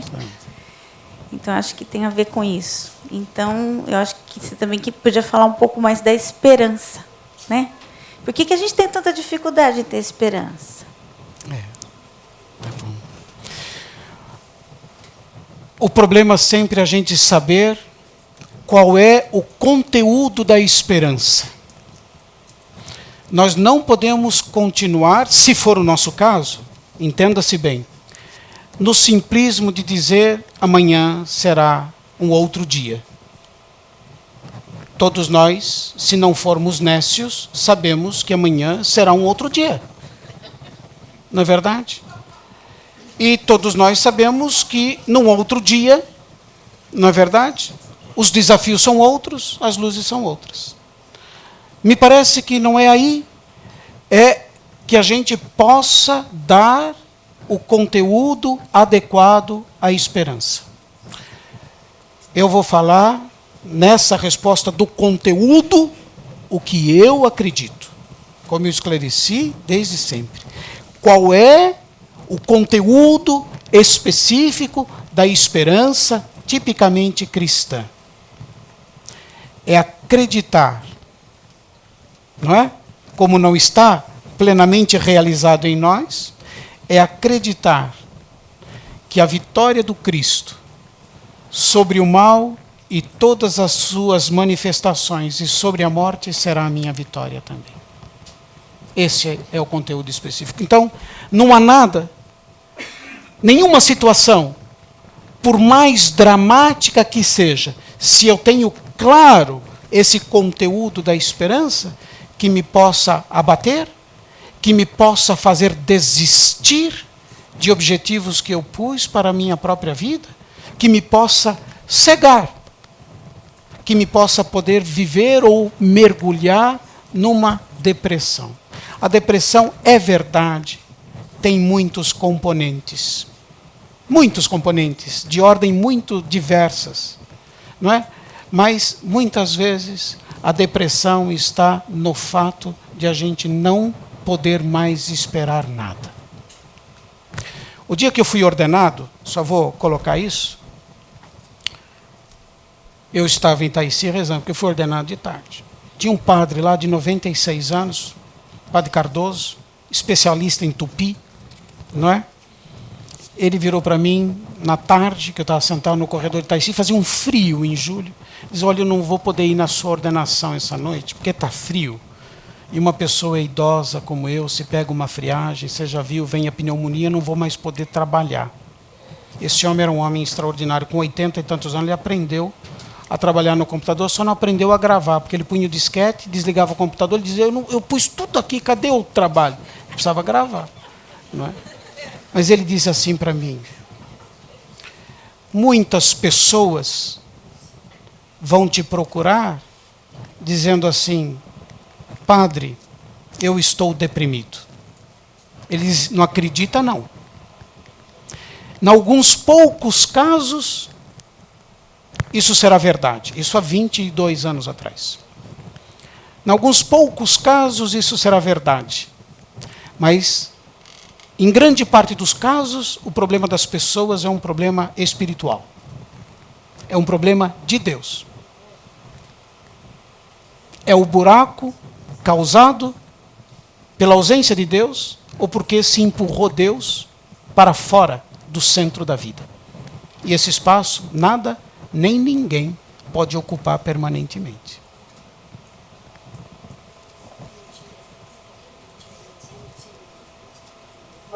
Boa noite. Meu nome é Regina. Eu quero agradecer por esse momento que nos faz crescer muito. E o que eu queria dizer é o seguinte: eu posso pensar que a ira ruim nasceu da minha mente. Eu posso pensar que a ira que me leva para o bem, que me faz crescer, que me faz lutar, nasceu do meu coração? Primeira pergunta. A segunda é assim: para complementar suas receitinhas, eu posso usar para mim crescer na minha ira boa a meditação? Bom, pensar você pode tudo, como nós todos. Mas eu acho, Regina, eu pontuaria melhor o que você disse, não é? A ira não nasce de um raciocínio, em primeiro lugar, ela é uma paixão. Tá certo? Ela, como eu disse antes, ela me advém. Tá certo? Não depende de mim ter ou não ter. Me irritar ou não me irritar. Num primeiro momento. Não é? Mas de mim depende dominá-la. Tá certo? De mim depende dominá-la. Ela não nasce só, não é? Na boa, não nasce do coração e a ruim nasce da minha mente. Não, ela é uma paixão que me advém. A mim de controlá-la e, se ela é boa, de dar curso a ela propriamente dito. Evidentemente que a meditação, não tem dúvida, eu falei do exame de consciência, mas a gente podia falar da meditação, da oração, a gente podia falar aqui da meditação, inclusive do yoga e assim por diante, tranquilamente, sem dúvida. Esse remédio, quando a gente reza de manhã, é como fazer exercício de manhã. Parece que o metabolismo, não é verdade, ajuda a gente a pensar melhor, bem e melhor, e agir e viver melhor ao longo do dia, não tenho dúvida. É o que eu imagino.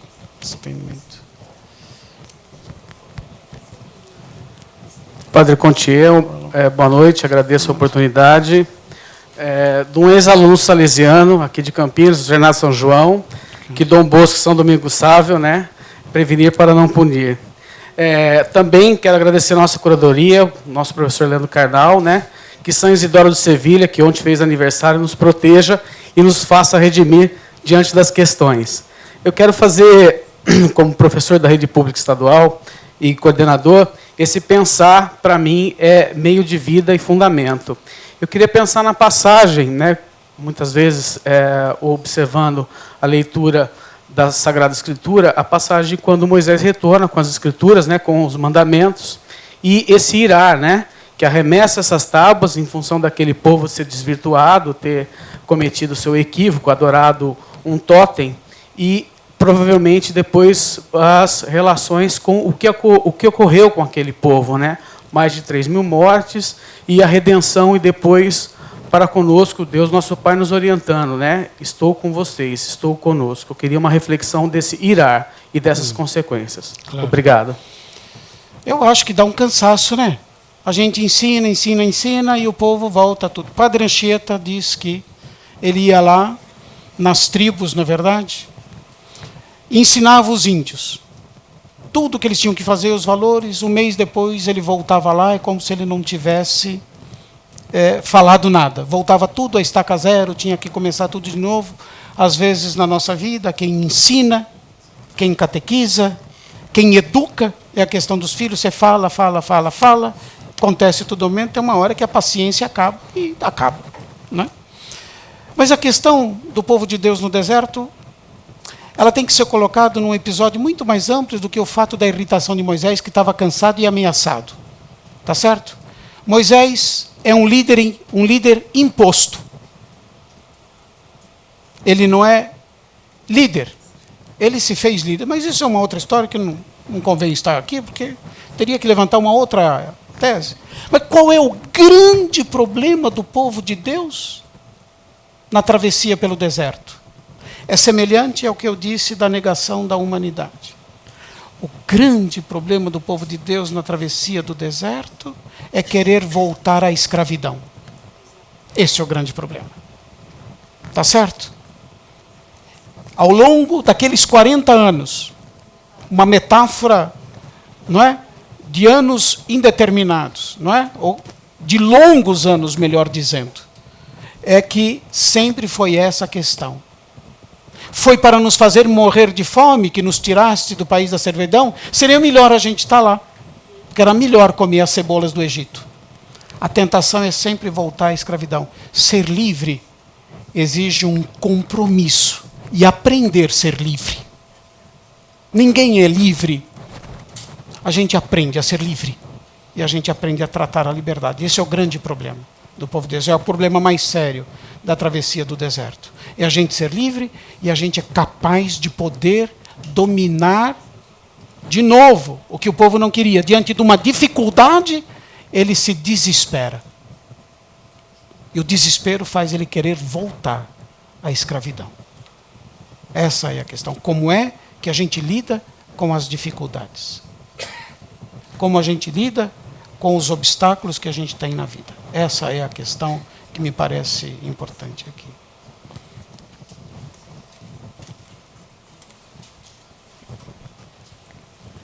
Boa noite, Padre Contieri. Eu gostaria de falar apenas assim dos dias de hoje, o contrário.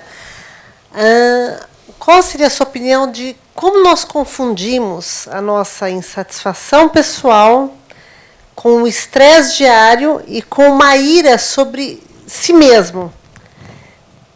Né? E tudo, porque hoje tudo se confunde, né? A pessoa fala, estou estressada, e de repente não, ela se sente irada, é impotente. E como, nos dias de hoje, a sua visão, assim, as pessoas conseguem contornar, se perdoar, que é muito difícil. As pessoas são imperdoáveis, elas perdoam o próximo, perdoam a todos, mas elas não se perdoam, que eu acho o pior de tudo. E qual a sua opinião sobre isso? Olha, na minha prática, digamos assim, de padre, como conselheiro das pessoas, confessor, naquilo que a gente ouve mesmo, qual é o grande problema que nós temos hoje? talvez tenha sido o problema de todos os tempos, certamente o é, né? Certamente o é, mas é de poder compreender o que é que nós sentimos. O grande problema, talvez, é que a gente sente muitas coisas e a gente não é capaz de dar nome ao que nós sentimos. Eu acho que isso já seria um grande passo da solução. O que é que nós sentimos? Não é? Para isso, o exame de consciência é importante, que a gente dizia. Primeiro, a gente precisa saber. É verdade que nós somos desafiados por uma série de questões. As nossas sociedades, a nossa sociedade é cada vez mais complexa. Ela suscita em nós todos reações muito diferentes a cada tempo. Não é? Mas nós precisamos, se a gente se irrita com facilidade, se a gente se desespera lá, nós precisamos nos perguntar qual é a causa. E conhecer, dar nome ao que nós sentimos. Poder nomear o que a gente sente já é o princípio da cura. Mas se a gente não é capaz de dar o nome ao que a gente sente, nós vamos lutar contra a gente não sabe o quê. Contra nós? Contra os outros? Contra tal coisa? Contra o quê? E por que meios nós vamos lutar? Me parece que o grande desafio é a gente poder conhecer o que a gente sente. Esse é o primeiro. Nomear, para poder ver qual é o tratamento que precisa ser dado. Porque as coisas são muito mais complexas do que uma prescrição para essa ou para aquela outra situação. Não é?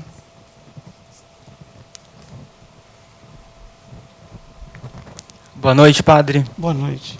O Café Filosófico está sendo transmitido ao vivo pelo site da CPFL Cultura, onde internautas nos acompanham também pelo chat, fazendo perguntas e comentários. Perfeito. Como, por exemplo, da Renata, que acredita que o conceito de pecados e virtudes é substancialmente distinto entre os gregos antigos e os religiosos em geral, principalmente cristãos. Verdade. Já o Felipe comenta que é importante pensar a ira também pelo viés filosófico, sobretudo em relação aos pensadores da Grécia Antiga. Verdade. O que o senhor poderia falar sobre isso? Posso falar que, em certo sentido, eles têm razão, mas que esses nossos dois amigos, se me ouviram no início, diz: eu fiz uma opção por uma abordagem. Há outras tantas abordagens que podem ser feitas acerca de um mesmo objeto. Nunca se esqueça daquilo que eu disse, o valor hoje do saber está na transversalidade. Nós podermos fazer com que as diversas disciplinas dialoguem entre si. Então, eu estou de acordo com o que eles dizem, que há outras possibilidades de pensar esse mesmo tema. É verdade. Mas, para esse momento, eu tive que fazer uma opção específica e bastante pontual para que a gente não se perdesse numa coxa de retalhos. E eu mesmo não enveredasse por temas que eu não sou competente.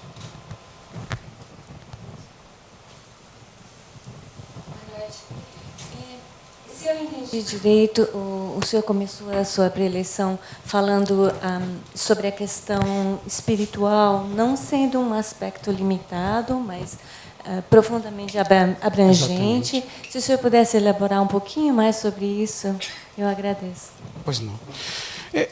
Nós vamos falar com as teorias de Kant, entre o transcendental e o categorial. Não é?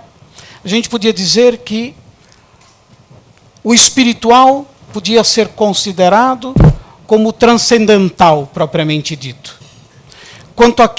Como aquilo que está acima de todas as contingências e todas as pessoas, que a gente podia chamar de categorial, aquilo que faz parte da nossa existência. Mas estando acima, ela está presente em cada uma delas.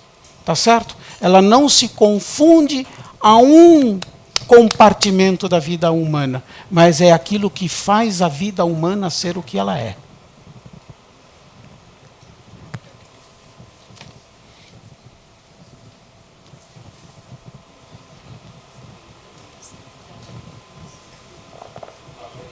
Oi, boa noite. Santo Inácio de Loyola trata da ira nos exercícios espirituais ou não?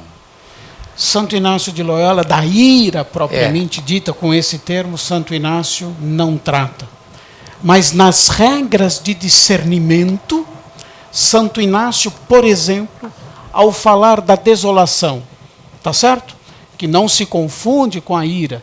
Me parece que o que ele diz da desolação, ou de como se comportar na desolação, O que é a desolação?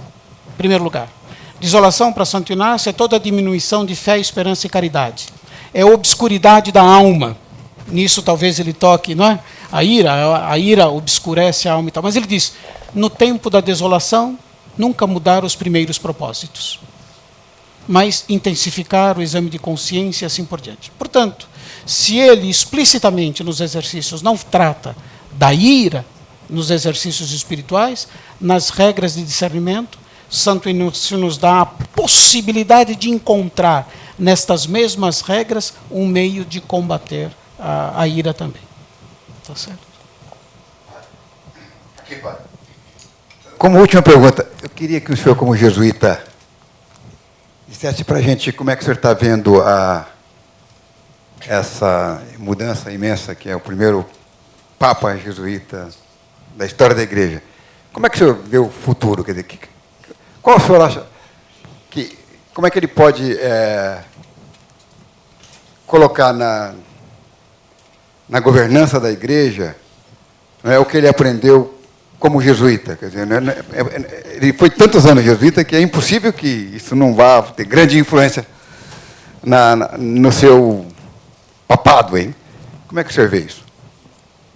A gente nunca pode negar o que se é. Portanto, ele não negará o que ele é. Jesuíta. E o que ele está fazendo, ele o faz como Papa e o faz como jesuíta de maneira indissociável. Gostaria de fazer um prognóstico de todo o futuro, mas eu não tenho condição de fazê-lo. Em todo caso, alguns traços desses poucos dias de pontificado que mostram que a Igreja será posta num outro itinerário, num outro rumo, onde a ostentação, não é? Se Deus quiser, ceda lugar à simplicidade evangélica e à coerência de vida. A coerência com os valores que nós testemunhamos. Essa questão dele ter renunciado ao trono papal. Dele ter dito, eu comentava aqui na mesa com a Marta, de ele ter dito para os padres na Quinta-feira Santa, na manhã da Quinta-feira Santa, os padres devem ser pastores e que, como tal, devem carregar as ovelhas nos ombros. E daí que eles deviam ter o cheiro das ovelhas. Nada de ficar longe delas. Não é? Ou então, o que disse, não é, aos membros da Capela Pontifícia no domingo de Ramos, que concelebravam com ele, entre outros tantos, não é, a missa do domingo de Ramos. Vocês se julgam príncipes da Igreja? Vocês são. Mas não se esqueçam de o que o rei entregou a sua vida pelo povo. Isso põe a Igreja num outro rumo. O fato de ele ter dito na Quinta-feira Santa, não ter dito, mas ter feito, de não fazer a cerimônia da ceia do Senhor do Lava-Pés no Vaticano, mas ter ido a uma prisão, isso é fundamental. E quando um dos meninos perguntou a ele, por que é que o senhor veio aqui? Ele diz, porque eu tive desejo de vir aqui e acho que esse desejo era o que Deus queria que eu fizesse, que eu viesse aqui. Isso muda a Igreja. Não vai ser com discursos longos. E nem só o Papa vai poder mudar a Igreja.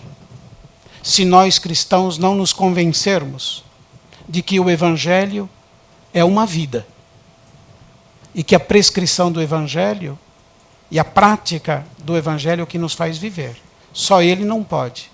Se nós não assumirmos também para a nossa vida o valor do Evangelho e dessas coisas. Agora, a sua atitude, não é, vai fazer com que outras pessoas, mesmo sem convicção, o imitem, como nós assistimos em alguns casos que eu não gostaria de mencionar, com tanta gente me ouvindo, porque, não é? Mas digo, é verdade. Eu acho que vai mudar a face da Igreja. Em que ela vai se encaminhar? Está cedo. Mas ele age como jesuíta. Agora veja, quando a gente diz que o Papa age como jesuíta, entendam bem, eu não estou defendendo nenhum particularismo, porque a espiritualidade inaciana é patrimônio da igreja e não somente de um grupo. E um patrimônio a serviço da igreja. É o que ele está fazendo. Se aceitou ser Papa é porque ele julga que pode colocar tudo o que ele viveu e toda a formação que ele teve na companhia a serviço do bem de toda a igreja. Obrigado. Muito bem. Obrigado, Giancarlo.